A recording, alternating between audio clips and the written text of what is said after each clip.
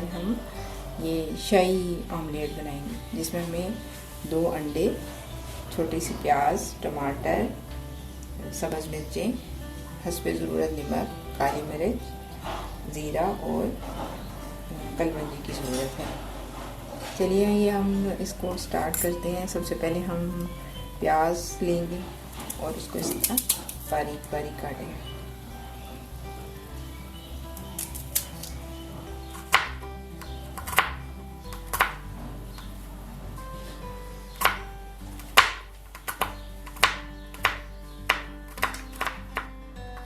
प्याज को बहुत बारीक से काटना।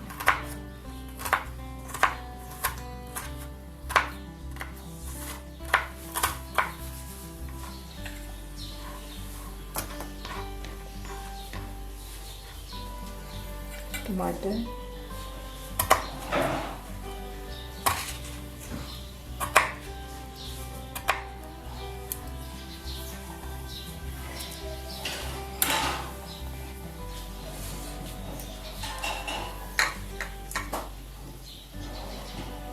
दो अंडे हैं तो इसमें हाफ टमाटर ही काफ़ी होगा। सब्ज़ मिर्च ये ऐसे बारीक काटें, 2 छोटी छोटी दाल,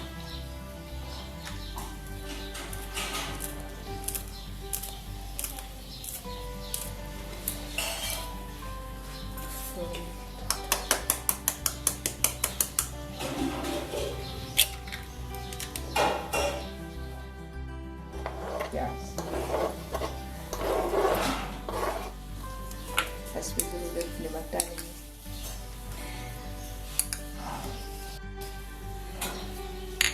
काली मिर्च डालेंगे,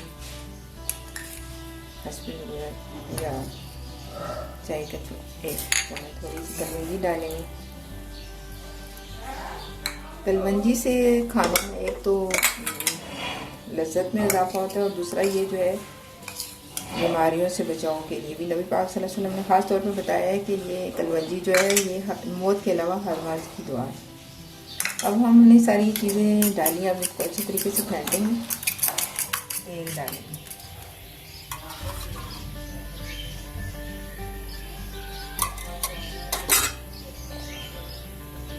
अब ये जो हमने अंडा फेंट के रखा हुआ है तो ये इसमें डालेंगे। थोड़ा गर्म हो जाए तेल और आंच को ज़्यादा तेज़ नहीं करें। अब ये थोड़ा थोड़ा सा हम इसको फैलाएंगे। जो टमाटर प्याज जो है सारा ऐसे सारी साइड से आ थोड़ा सा इसको ऐसे फैलाएंगे, पलट लें, ऐसे थोड़ा सा उसको फोल्ड कर दें। इसमें आंच जो हल्की रखेंगे ताकि जो हमने प्याज टमाटर और मिर्च वगैरह डाली है तो वो थोड़ी गल जाए। अगर तेज़ आंच पे हम पकाएंगे तो फिर वो गलेगा, प्याज और टमाटर गलेगा नहीं। इस तरह हल्की आंच में पकाने से थोड़ा गल जाएगा सारा।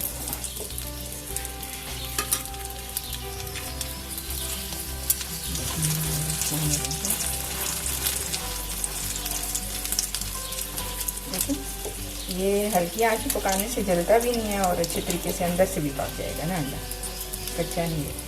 आंच बिल्कुल आपने हल्की सी रखनी है और अंडे को जो है वैसे भी हल्की आंच में पकाना चाहिए।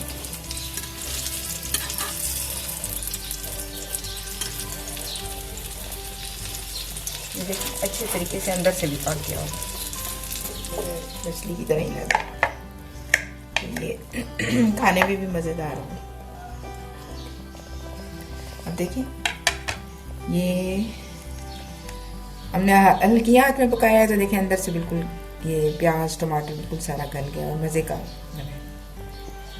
उम्मीद करती हूँ कि आपको ये ऑमलेट जो आपने मुनफरिद तरीके से बनाया है आपको पसंद आए।